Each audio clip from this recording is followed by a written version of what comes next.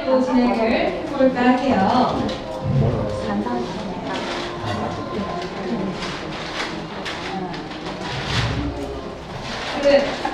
해명대원터 꿈꾸는 고래라는 곳이 어떤 곳인지 먼저 소개 부탁드릴 수 있을 것 같은데요.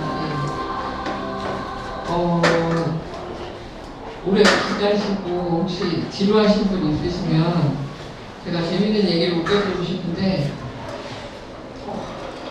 사실 지금 대표님 살짝 몸이 불편하셔서 제가 그 농사와 관련된 일이죠. 이것도 농사를 오래 지어보셨거나 혹시 이렇게 밭에 가서 남의 밭에 가서 풀이라도 메보신 분들은 아실 거예요. 물 뿌리고 앉는 것은 정말 허리에 무리가 가는 일인데 제가 그것 때문에 아픈 건 아니고요. 원래 허리가 안 좋았는데 가을 맞이 일을 좀 하다가 좀 삐끗했습니다. 그래서 본의 아니게 일을 벌리게 됐어요. 질문하신 거 대답을 좀 해야 되는데 꿈꾸는 고래는요 가치 공동체입니다. 서울의 중심부에 사는 초, 중, 고, 대 학생들과 그 가족들과 함께 시작을 했고요. 궁극적으로는 농사하는 삶을 지향하거나 뭐 아이들 농사꾼으로 만들겠거나 뭐 이런 지향을 가지고 하는 것이 아니고 가치관을 좀 세워주는 교육을 농사를 통해서 할 수 있다는 그런 확신, 자신감을 좀 어른들 세계에서도 키워보자 해서 만든 단체입니다. 아, 그러시군요. 이 도시농업에 대한 것들에 대한 뭐 프로그램이나 이런 것들을 많이 하셨을 것 같은데요. 그 프로그램이요. 개념이 좀 달라요. 네. 저희 아시겠지만 도시농부들이 할 수 있는, 아까 김찬 대표님도 얘기했지만 본인의 밭을 가지고 있다는 것 자체가 굉장히 정의로운 일이에요. 도시에서는. 그래서 저희는 사실은 서울의 외곽에, 그러니까 서울시 아닌 고양시 바로 옆에 붙어 있는 고양시에서 농사를 짓고 있어서 엄밀히 말하면 도시에 사는 농부들이죠. 도시 농부가 자기 집 앞마당이나 텃밭에 옥상에다 만든다고 하면 저희는 엄연히 땅이 있습니다. 그리고 고양시에 있어서 근접한 곳에서 용이하게 정말 로컬을 지향하면서 고양시에다가 이제 마련을 했고요. 어떤 체험을 위주로 하는 프로그램은 절대 하지 않습니다. 그렇죠. 네. 그래서 그것에 대한 개념을 좀 알려드리고 싶고 근데 이따가 아마 질문을 아마 해주실 것 같은데 저한테 그냥 여러분도 아시다시피 제가 여기 오늘 대구 오면서 KTX 타고 왔거든요. 창밖을 보니까 무슨 유치원, 텃밭, 무슨 생태 농장 이렇게 많더라고요. 저희 고양시에 굉장히 많아요. 그리고 고양시 이전에 그 주말 농장도 제가 처음 시작을 했을 때도 저도 그런 식으로 접근을 했었어요. 아이들 체험 위주로 감자를 캐는 거, 고구마를 캐서 집에 가져가는 거. 근데 그런 것이 전혀 아이들에게 또 혹은 이 교육을 지향하는 사람들에게는 전혀 도움이 되지 않는다는 걸 알아서 저희는 그런 체험 위주의 학습은 하지 않고 있습니다. 그럼 무엇을 하는가? 그럼 무엇을 하는가? 제가 앞서서 소개를 저를 해주셨는지는 모르지만 오랫동안 심리치료를 하고 지금도 하고 있습니다. 그러니까 서울에 굳이 구분해서 얘기하자면 서울에 사는 중상류층에 있는 대부분의 집단에 몸담고 있는 그 직업군이요. 몸담고 있는 분들의 자녀와 그 부모 세대와의 소통을 돕는 일을 오랫동안 해왔었는데요.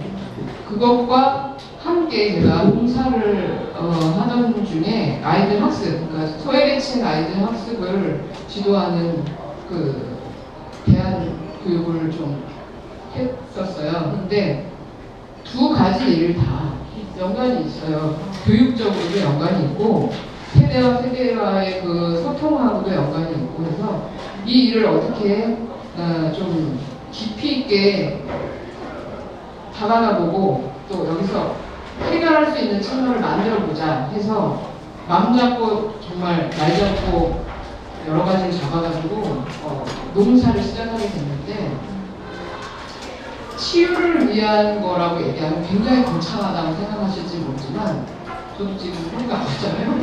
그런데 치유라는 건요, 여러분 진짜 여기 계신 어머니 아버님들 많이 여기저기 많이 아프시잖아요.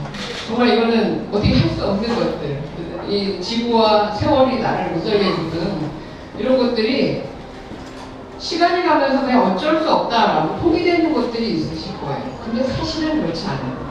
어렵게 얘기 안 하고 쉽게 얘기해 드릴게요. 그냥 심리학적으로 다가가 전문가적인 얘기를 하자면 어렵고요. 내가 마음의 병이 있을 때 혹은 깊이 마음 깊이 해결하지 않은 숙제들이 있을 때 그게 몸으로 나타나요. 네. 그 몸으로 나타나는 증상들을 어머니 아버지들이 아이고 다리가 아파 어깨가 쑤셔 그래 세월엔 장사 없지 이렇게 묻어가시는 거가 80%가 넘어요. 물론 그것도 있어요. 그건 엄연한 사실인데 그것의 원인이 되는 것들을 찾아가다 보면은 아 이게 있었구나 발견하지 못한 것들 발견할 수 있어요. 이거 어떻게 알냐면요 치료를 하면서 알게 되는 거죠. 제가 전혀 연관이 없었던 류마티즘 환자 류마티즘이 굉장히 아픈 거 아시죠? 그 관절염 걸리면 그 원인이 더 밝혀지지가 않았어요. 그건 뭐 사방에 약 찾아다니고 명의 찾아다니고 바빠요. 그런데 우연한 기회에 자식하고의 소통이 문제여가지고 젊으신 나이에 죽으면서 가정 주부니까 내가 손마디가 아픈 건 당연한 거야 하고 살다가 우연한 기회에 저하고 공부를 하게 됐어요. 그래서 자식하고의 소통을 얘기하기 위해서 그 부모 자신의 깊이 있는 내면을 들어가 봐야 되거든요. 그 얘기를 하다 보니 그 부분, 부모님의 아픈 것들, 또 아까 말씀드린 해결되지 못했던 숙제들 같은 것들이 많이 발견이 되고, 제가 발견하는 게 아니라 본인이 발견할 수 있는 계기가 된 거예요. 그리고 나서 뼈가 안 아파요. 하는 사례를 저는 수도 없이 봤기 때문에, 저는 그때 당시에 처음 지금 진행자님 표현하신 이렇게 되는 거 있죠? 그걸 수도 없이 겪었어요. 그런데 이걸 이제 제가 이제 학술적으로 생각을 해봤죠. 어떻게 이 연구를 사실은 제가 안 하고요. 남들이 다 해놨더라고요. 외국의 유명한 심리학자들이 다 해놨는데 따라가 보면 결국에 우리 이런 말 쉬운 말 있잖아요. 만병의 근원은 스트레스. 그냥 마음에 있는 거죠. 근데 그 스트레스라는 거는 80년대 신조어고요. 우리 마음에 있는 억압이잖아요. 근데 그것들을 해결할 수 있는 방법을 우리가 많이 지금 요새 뭐 EBS든 어디든 이렇게 프로그램이 너무 많아요. 접근할 수 있는 방법은 많은데 내가 스스로 접근할 수 있는 그 포인트를 놓쳐서 그거를 제가 도와드리는 일을 많이 한 거죠. 엄밀하게 얘기하면 치유는 거기서부터 시작인데 그러면 이 아이들하고 자기 자신하고 어떻게 지금 부모 세대이신 분들 대부분 내 아이하고 난 분명 얘를 사랑하는데 보통 통하지가 않아. 얘 속에 뭐가 있는지 모르겠어. 당연히 모르죠. 사람 속에 있는 건 정말 몰라요. 근데 그걸 그 자신이 끌어낼 수 있는 길을 터주는 게 우리가 부모나 선생님의 역할이라고 저는 생각하거든요. 근데 그런 일들을 하면서 이게 단순히 가치관이 상실된 시대라서 정신이 메마른 시대라서 감정이 메마른 시대라서 다 맞는 얘기입니다. 근데 그래서 이 많은 문제가 생기지 않았다. 그러면 어디로 가느냐? 한번 나 자신을 들여다볼 수 있는 편안한 분위기에 어떤 장소, 시간 이걸로 돌아가 보자. 어딜까요? 거기는 태안이에요. 태안. 사실 우리가 가장 자유로웠던 곳이 엄마 뱃속이잖아요. 근데 거기 갈 수 없잖아요. 네. 바다라는 것이 그 사실 상징하는 무엇과 고래가 상징하는 의미가 있는데요. 그래서 자연스러움을 추구하면서 가장 편안하게 할 수 있는 우리의 어떤 폐기점 그게 무엇인가 생각해보면 농사더라고요. 그 농사를 통해서 사실은 편안하다고 해서 우리가 와 편안하다 이러는 건 느낄 수 없어요. 중노동을 해야 되는데 무슨 편안함이 있어요. 근데 그 편안함을 찾아가려는 그 마음 자세 내가 밭에 가서 한번 해보겠어. 내가 한번 주말 농장 해볼래 한 그 마음부터가 바로 회의의 시작이거든요. 그렇죠. 그냥 지나갈 수도 있는데, 네. 그냥 귀찮아, 그냥 아예 처음부터 시작하지 않는 사람들이 태반인데, 그럼에도 불구하고 그 자리에 찾아가서 그 자리에 있다는 것 자체부터가 네, 그렇군요. 부모와 함께 네. 그리고 아이들은 동기부여가 안 되죠. 살 만큼 산 세대라고 표현하기 뭐하지만 모든 세대들이 다 농사로의 자연스러운 회계를 꿈꾸진 않습니다. 그죠? 저희 집에서만 저희 식구만 해도 농사를 짓는 사람 저 하나입니다. 저희 집에서 뭐 좀 따라와, 뭐 좀 가져가, 그래 좀 갖다 주면 안 되니? 이런 사람들이 대부분이에요. 서울에 사는 사람은 거의 그래요. 근데 그것의 동기부여를 어린 시절부터 부모하고의 소통을 소재로, 농사를 소재로가 아니라 부모하고의 소통을 소재로 가는 거예요. 또 반대로 농사를 소재로 부모하고 소통하는 거예요. 서로에게 동기부여가 돼요. 그러면 조금 더 그 아이들이 이쪽으로 관심을 가질 수 있게 좀 더 자발적으로 움직일 수 있게 네. 부모님들이 도와줄 수 있는 네. 방법이 구체적으로 있다면 어떤 방법이 있을까요? 여기 여기 함정이 있습니다. 뭐가 있냐면요. 저희 어머니, 아버님들 보시면 아시겠지만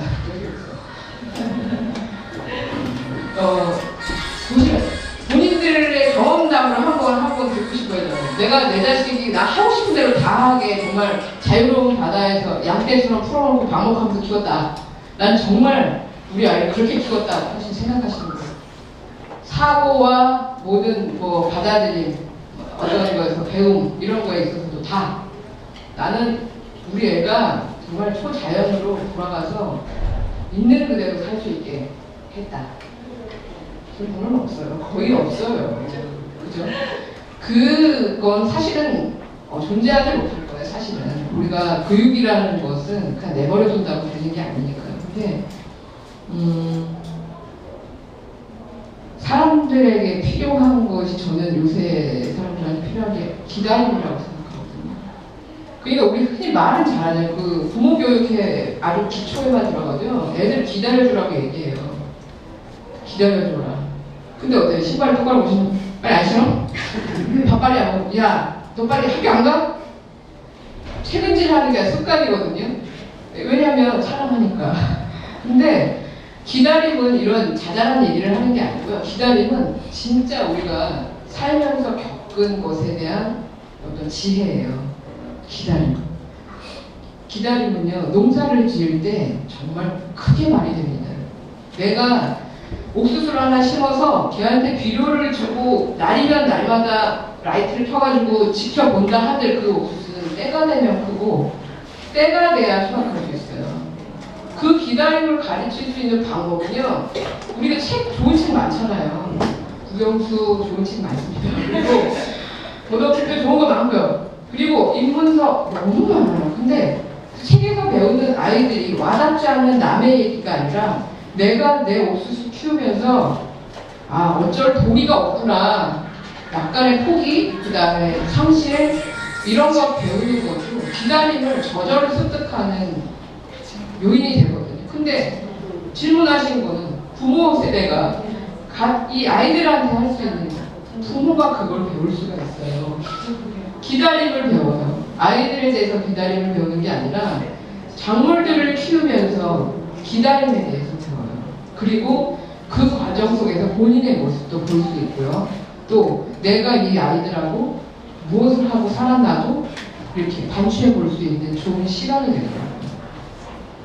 그 말씀을 들어보니까 이 아이들을 자발적으로 이렇게 움직이게 하는 그런 계기를 마련하려고 노력하는 게 아니라 부모님과 아이가 같이 그 기다림을 같이 체험하고 같이 행동할 수 있다는 그거 자체가 아마 아이한테 가장 자발적으로 그럴 수 있는 기회가 될 것 같아요. 네. 그렇다면 아까 전에도 그 할머님이 루마티즘이 이렇게 같이 소통하셔서 힐링 얻으면서 나았다 이런 말씀을 해주셨는데, 이런 프로젝트나 여러 가지 그 활동들을 해오시면서 그 안에서 그래도 기억이 가장 많이 남는다, 여러 가지 재밌는 에피소드, 마음이 아픈 여러 가지 많으실 것 같아요. 너무 많은데 네. 그거 얘기해야 되니까요. 제가 이제 그 아까 소외계층 아이들에 대해 교육을 했다고 했는데 그 아이들 아시는 분들 많으실 거예요. 밥상 교육이 굉장히 중요하잖아요. 우리 아이들의 가정에서도 그렇지만 학교에서도 밥상 교육이 굉장히 중요한데 제가 밥을 안 먹이고는 이 아이들에게 어떤 대화를 할 수 없겠구나 하는 생각을 한 시점이 있는데 편식이 요즘 아이들이 상상 초월이라고 얘기할 수 있을 정도로 편식이 너무 심해요. 제가 얘기해드렸더니 예전에 그 워크숍에서 얘기했더니 사람들이 정말 그러는데 콩나물, 우리 정말 콩나물 있잖아요. 콩나물 대명사잖아요. 우리에게는 그냥 나물의 대명사. 그런데 아이들한테는 콩 싹이거든요. 그게 나물이에요. 그러니까 무슨 얘기냐면 콩도 싫고 나물도 싫은데 둘이 붙었어. 그러니까 되게 싫죠. 애들 입장에서 생각해보는 거예요. 애들이 콩을 싫어하잖아요. 물론 안 그런 아이들도 있어요. 근데 콩도 싫은데 나물도 싫은데 둘이 붙었어. 그러면 애들이요 콩나물, 얘들아 우리가 엄마들이 제가 어렸을 때 콩나물 먹자 이런 얘기 하지 않고 그냥 밥상에 콩나물이 있으면 먹었어요. 근데 아이들은 콩나물이 있으니까 거기를 피해가요. 그래서 제가 이거 문제가 심하다. 근데 왜 그러냐면 소외계층 아이들이라고 하면요 어머니 아버지들이 너무 바빠요. 그리고 실제로 굉장히 무기력증이나 우울증에 빠져 사시는 분들도 많고 그래서 아이들은 밥상을 신경을 쓰질 않아요. 그리고 애들이 또 본인이 마음이 짠하니까 아이들한테 더 잘해주고 싶은 마음에 먹고 싶다는 것만 먹어요. 그러니까 치킨, 피자, 맛있는 또 나오잖아요. 걔네들은 너무 많이 먹은 애들이 콩과 나물의 합성을 먹을 리가 없죠. 그런데 그거를 저는 먹여야 된다고 생각했어요. 뭐 단지 그냥 영양가를 섭취하게 하기 위해서 아니에요.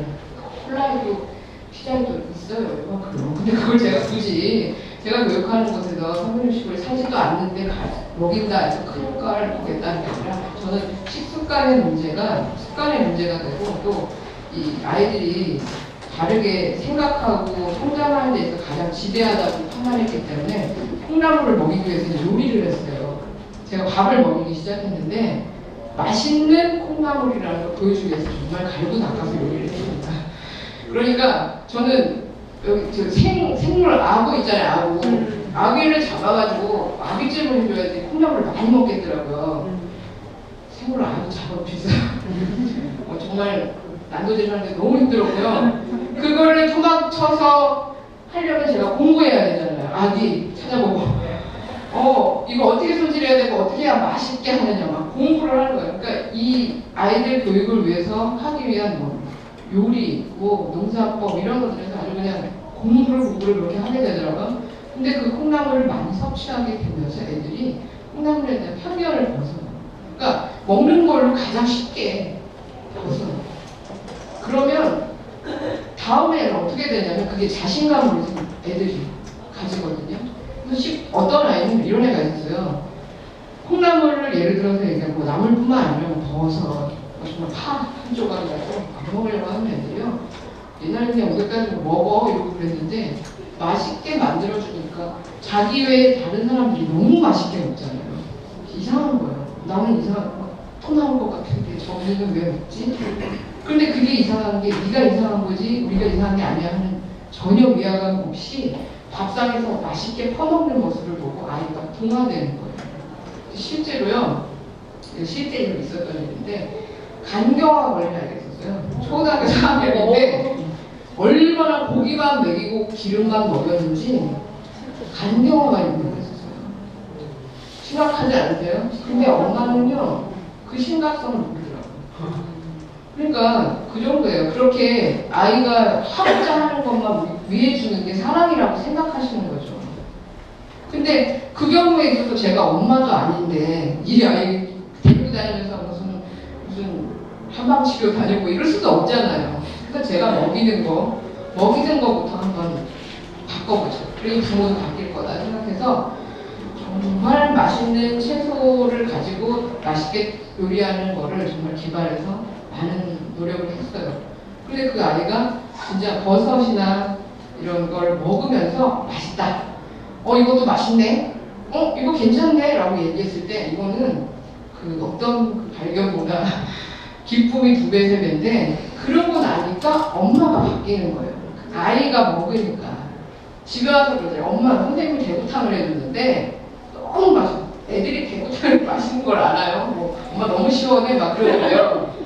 정말 제가 가을에 난 무 가지고 맛있게 우리 엄마한테 물어봐가면서 어머 어떻게 해야 맛있어요? 제가 물어봐서 그렇게 끓였거든요. 그걸 먹고 나서 집에 가서 그게 생생한 체험이 되니까 자기 자신한테도 놀란 거예요, 아이들이. 엄마 이게 이렇게 맛있었어. 나 그거 또 해줘. 엄마가 그러니까 네가 대구탕을 먹었다고? 그래? 그럼 집에 가서 한번 해줄게. 그래서 애들이 엄마들이 나중에 어떤 경우까지는 굉장히 많은 이 선례들이 있지만 지금 제가 많다고 하는 그 와중에 한 가지 얘기하는 거 길잖아요. 엄마들이 그래서요. 엄마들이 유기농에 관해서 관심을 가지고 엄마들이 이 가치를 알아가요. 그래서 실제로 저랑 한 3년, 4년 공부한 이 학생들의 부모들 중에 먹고 사는 거에만 바빠서 제일 싼 과일, 제일 싼 채소, 피자, 치킨만 사주던 엄마들이 3명이나 한 사람의 가입을 해요.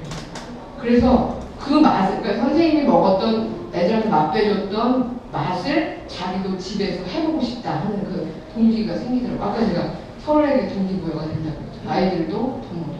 그런 경우는 뭐 수도 없이 많습니다. 부모가 아이를 가르치는 게 아니라 아이한테 우리 부모님들이 가르침을 당하게 되는 그런 이렇게 반대로 되는 일들이 또 일어나고, 하지만 그런 반대로 일어나는 일들이 나쁜 것이 아니라 정말 우리에게 서로에게 도움이 되고 서로의 사랑을 더 확인할 수 있는 계기가 되지 않을까 싶습니다. 예, 여러 가지 그 말씀을 해주셨는데요. 요즘에 그 아이들이 직접 채소를 기르거나 뭐 텃밭 체험을 한다던가 이러한 것들이 더 많이 이루어지도록 아까 오시면서 보셨다시피 정말 여기저기 많이 풀려나 있잖아요. 그래서 그런 것들도 처음에 하셨지만 뭐 필요가 없다 이렇게 생각하셨다 이런 생각을 하셨는데요. 그렇다면 그러한 정책이나 이런 지원들이나 이런 걸 보시면서 앞으로는 이런 방향으로 조금 더 이렇게 시각을 바꾸고 좀 나아갔으면 좋겠다 이런 생각하고 계시는 것들이 있으실 것 같아요. 네, 네. 저희가 지금 구현하고자 하는 것, 꿈꾸는 곳에서 구현하고자 하는 것이 그런 것인데요. 지금 초등학교였던 아이들이 대학생이 됐어요. 제가 같이 하고 있는 아이들이 아주 훌륭한 일꾼이 돼서 요거 얘기 하나 해드릴까요? 얼마 전에 한 명이 군대를 갔거든요. 제가 이제 초등학교 3학년 때부터 같이 했던 아이가 군대를 갔는데 휴가를 나왔어요. 저희는 너무 걱정을 했어요. 너 어떻게 힘들어서 가서 죽지 않았나 걱정이었다. 과시병사가 되지 않을까. 그러니까 요새 너 네, 너무 많이 나니까요. 네. 그래서 야, 나 너무 걱정했다. 그랬더니 걔가 하는 말이에요. 너무 놀라운 게요. 선생님, 저는 훈련병 한 달 동안 그 훈련소에 있을 때 하나도 힘들지 않았어요. 그런 거예요. 그래서 에이, 같은 소리라고 하지. 또 아니지, 말도 안 되지. 그랬어요. 저는 더위가 제일 힘들었고요. 일하고 훈련받고 몸에 들어가는 걸 하나도 힘들지 않았어요. 자기가 생각해봐야 돼요. 나 왜 이렇게, 나 굉장히 약골인데 왜 힘들지 않았지 했더니 농사 짓는 게 도움이 됐대요. 삽질만 해도 뭐 1년에 몇 번을 하거든요. 그래서 진짜 애들밖에 안 시켜요.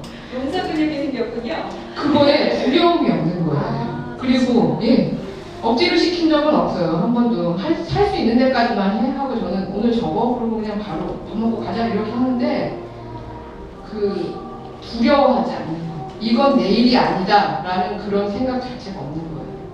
솔선수범하게 되는 거죠. 어디 가서. 그래서 그런 터득을 하고 임하다 보니까 몸에 과부하는 없더라. 그 얘기를 하더라고요. 물론 있겠죠. 여기저기 쑤시고. 근데 그게 마음을 힘들게 하지 않더라는 얘기를 했었는데요. 지금 질문하신 게 제가 지향하고 있는 거, 저희가 지금 구현하고자 하는 것도 그런 건데요. 동기부여는 굉장히 많이 개인적이어야 돼요. 사실은 개인적이어야지 더 혹하잖아요. 흔한 말로. 근데 특히 우리 아이들 요즘 세상에서 이 지금 현재 한국 사회에서 병들어가고 있다라고 정확하게 얘기할 수 있는 게 그 아이들의 분노, 기쁨, 모든 감정에 대한 표출을 할 수 있는 이 출구가 없어요. 그런데 그런 아이들을 데리고 또 농장에 가서 야 나랑 같이 좋은 거 하자 하면서 또다시 집어넣으면은 넣는 것만 있고 나올 땐 또 없게 만드는 거거든요. 그러니까 저는 절대로 아까 말씀드린 대로 감자 고구마 캐는 건 하루의 기쁨은 될 수 있어요. 그런데 그 아이가 식습관을 고치거나 그 부모하고 소통을 하거나 농사나 땅이나 흙의 가치에 대해서 배울 수 있는 길은 별로 동기부여가 되지 않아요. 그래서 제가 그걸 과감해줬고 차라리 노동, 차라리 흙을 파는 거 여기서부터 출발한 거죠. 대신 과부하시키지 않는 거예요. 그래서 저희가 제일 좋아하는 것 중에 하나가 여기 주신 질문에도 있더라고요. 환경에 영향을 받는 게 무엇이냐라고 했는데 비 오는 날 꼭 밭에서 뭐예요? 비 오는 날. 우리 비 오는 날 쉬는 날이잖아요. 비 오면 할 거 없고 쉬잖아요. 근데 저희는 아니고 비 오는 날 만나서 밭에 떨어지는 빗소리, 아스팔트에서 들을 수 없는 소리, 또 거기서 온갖 개구리 모든 애들이 다 출연해요. 그걸 보고 그리고 그 향기, 저희 밭의 그 향기가 이 흙을 살려놓으니까요 굉장히 달라요. 근데 그 향기를 공기를 맡으러 와야 된다고 애들도 다 알고 있어요 이제는. 그래서 그 안에서 빗소리를 들으면서 하우스 안에서 대화해요. 이런 대화, 저런 대화. 어제 있었던 일, 저번 주에 있었던 일, 그 다음에 옛날에 있었던 일. 그런 일들 대화하고 맛있는 거 나눠 먹고, 그리고 심하게 폭우가 쏟아질 때 제가 한번 해본 적이 있는데 우비를 쓰고, 정말 좋은 우비를 다 사다 놓고요. 우비 쓰고 언제 한번 그래 보겠어요. 밭에 장화 신고 돌아다니다 와요. 그러니까 다들 나갈 때는 비 많이 오는데 이렇게 나갔다가 올 때 너무너무 기분이 좋아져서 와요. 이게 자연의 힘이거든요. 제가 한 게 아니에요. 저는 그 계기를, 동기를 보였을 뿐이고 엄마들과 같이 우산 쓰고 이렇게 안 하고 우산 내려놓고 우비만 쓰고 우비만 입고 나가서 걸어라. 한번 걸어봐요. 그러면 일할 때는 풀만 매냐고 안 보였던 것도 보이고요. 맡을 수 없는 향기를 맡아서 그게 바로 치유의 시작이거든요. 그렇게 돌고 오면요, 이 밭에, 이 농사에 애정이 그냥 200% 상승.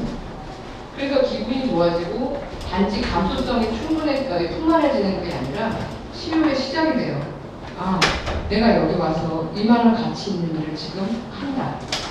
만족감을 느끼기 때문이죠. 그런 일들을 많이 하기 위한 프로그램을 제가 하고 있어요, 아이들하고. 그러니까 개개인의 이야기.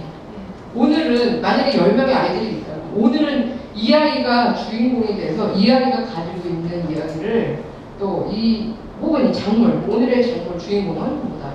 얘가 가지고 있는 이야기를 가지고 우리가 같이 소통하는 방법을 찾아보는 거예요. 그게 빗속을 거니는 것도 될 수 있고, 이 아이를 잘 살리기 위해서 풀을 내주는 것도 될 수 있고요. 또 흙을 살려야지만 또 이 아이가 잘 자라니까 흙 살리려면 어떻게 해야 된다는 걸 공부하는 것도 되고, 시작은 아주 개인적인 차원에서 시작을 해요. 하지만 결국 얘기가 끝나는 발전, 그 다음에 뒤돌아서 집에 갈 쯤에는 절대로 개인적인 얘기가 아니고 우리 모두의 얘기가 되고, 흙이고 자연이고 뭐 밭이고 농사고 하는 모든 것들이 개념으로 이 머리에 박히는 게 아니라 몸에 박혀 있게 되는 거죠. 그런 프로그램들을 많이 하고 있어요. 그래서 이렇게 정형화 시켜서 얘기하기 좀 어려운 면이 있는데요. 그런 정책적인 게 만약에 뒷받침이 된다면 저는 이 시대의 모든 병든 아이들에게 혹은 어른들에게 치유할 수 있는 길에 대해서 느리지만, 절대 빨리 되진 않아요. 근데 느리지만 그 계기를 마련해 주는 것부터 천천히 하는 거 정말 해야 될 일이라고 생각합니다.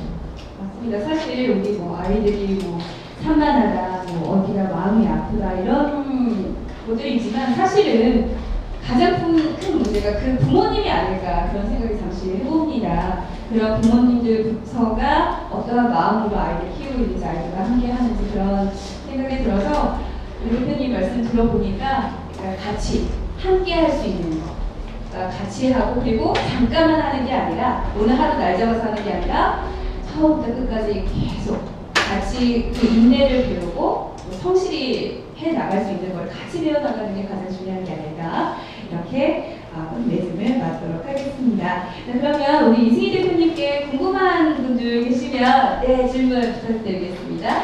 네, 반갑습니다. 네 반갑습니다.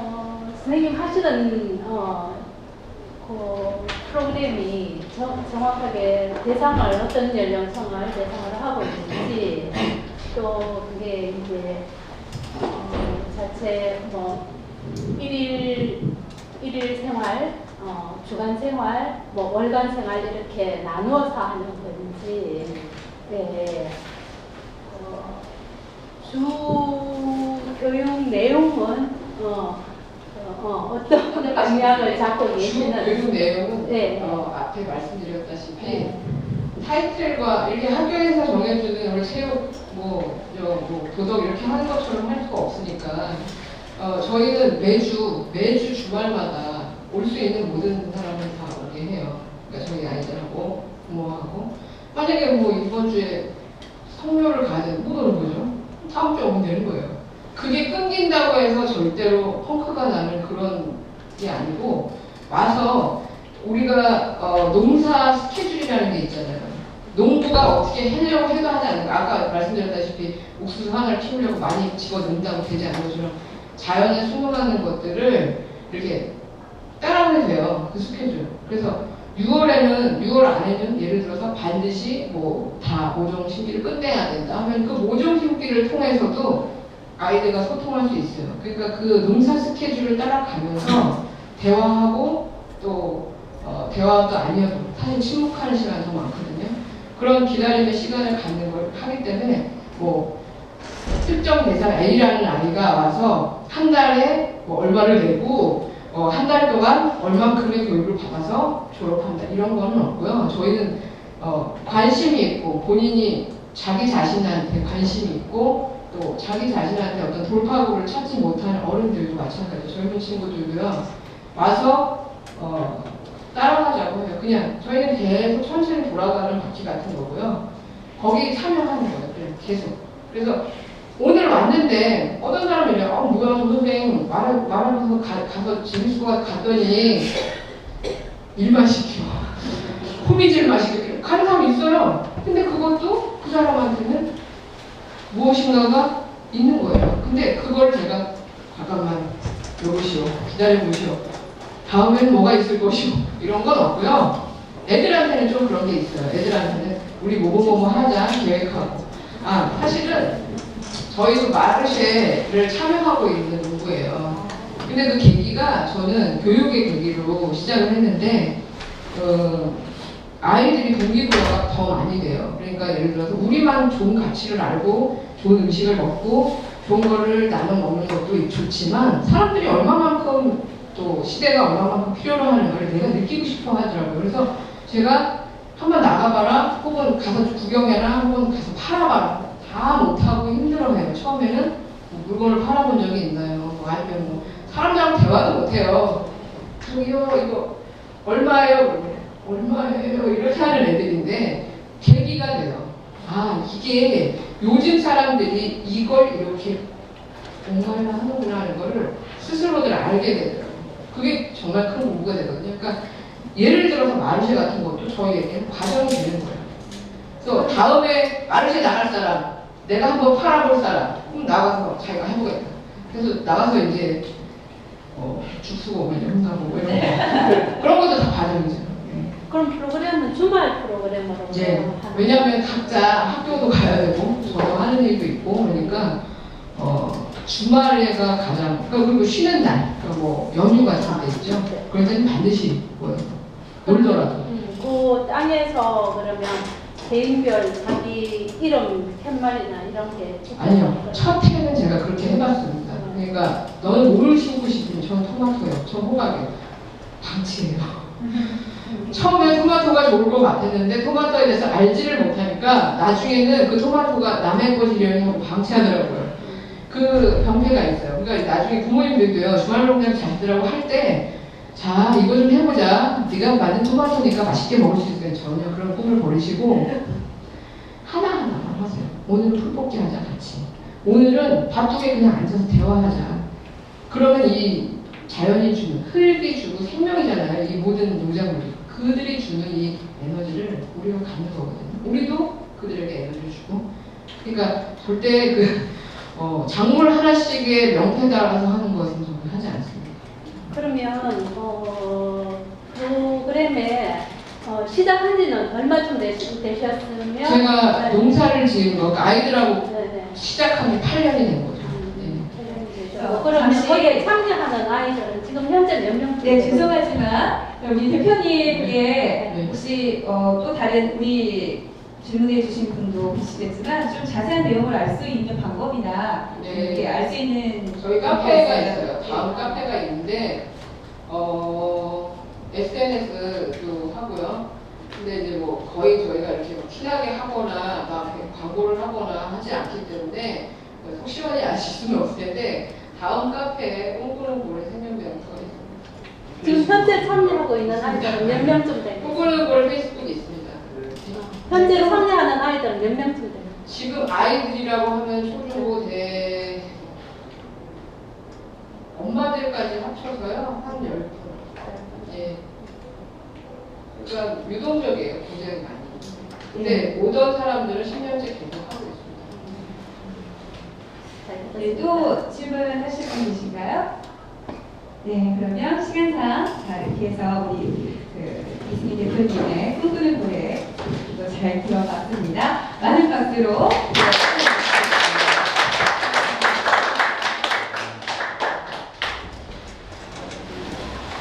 아이들과 부모님이 함께 소통하는 것이 정말 도시농업이 정말 큰 역할이 될 것 같아요. 같이 시간을 보내고 같이 풀도 뽑고 같이 아까 이승희 대표님께서 말씀하셨지만 이 농사의 스케줄을 따라서 여러분들도 같이 아이들과 또 부모님과 같이 해보는 시간도 정말 좋을 것 같다는 생각이 듭니다. 네, 대한민국 도시농업에 이렇게 관심 가져주시고 또 함께 해주셔서 다시 한번 큰 감사의 말씀 드리겠습니다. 이번 CD편 토킹 콘서트를 통해서 도시농업의 새로운 가치를 알아보고 우리의 일상생활에서 쉽게 이웃과 소통하면서 감성을 치유할 수 있었던 시간이 되셨으면 좋겠습니다. 정말 오늘 많은 분들께서 이렇게 함께 자리해주시고 큰 시간 할애해 주셨는데요. 이렇게 다시 한번 감사의 말씀을 전하면서요. 여러분들의 관심과 기대로 대한민국 도시농업이 앞으로 다양한 모습으로 더더욱 진화해 나갈 것입니다. 어떤 모습으로도 도시민에게 시간과 마음의 여유를 가져다 줄지 더더욱 기대가 되는데요. 이 농촌국산 신문도 오늘 행사를 발판 삼아서 대한민국 도시농업의 발전에 도움이 되는 대표 언론으로서 자리매김할 수 있도록 더욱 노력하겠습니다. 마지막으로 이렇게 끝까지 다들 함께해 주시고 같이 이야기 들어주시고 같이 이야기 나누신 분들 정말 감사의 말씀 드리면서요. 저희가 마련한 CD편 토킹 콘서트는 이것으로 모두 마치겠습니다. 고맙습니다.